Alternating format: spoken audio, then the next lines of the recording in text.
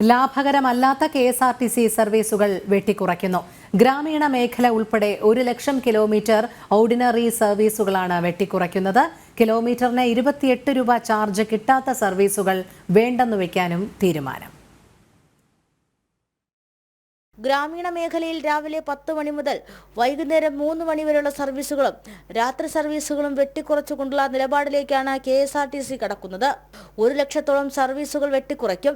3 മാസങ്ങൾക്ക് മുമ്പ് 15 ലക്ഷം കിലോമീറ്റർ ആയിരുന്നു ഗ്രാമീണ മേഖലകളിലെ സർവീസ്. നിലവിൽ ഇത് 14 ലക്ഷം സർവീസായി വെട്ടിക്കുറച്ചു. 4500ഓളം KSRTC ബസ്സുകൾ ഉണ്ടായിരുന്ന സ്ഥാനത്ത് 1900 ബസ്സുകൾ മാത്രമാണുള്ളത്. ഗതാഗത മന്ത്രിയുടെ നിർദ്ദേശപ്രകാരമാണ് സർവീസുകൾ വെട്ടിക്കുറയ്ക്കുന്നത്. റൂട്ട് പരിഷ്കരണം എന്ന പേരിലാണ് സർവീസുകൾ വെട്ടിക്കുറയ്ക്കുന്നത്. തിരുവനന്തപുരം, കൊല്ലം ജില്ലകളിലാണ് ആദ്യ പരീക്ഷണം. ഇതിലൂടെ വരുമാനമില്ലാത്ത 52,456 സർവീസുകൾ വെട്ടിക്കുറയ്ക്കാൻ കഴിഞ്ഞുവെന്നാണ് KSRTCയുടെ വാദം.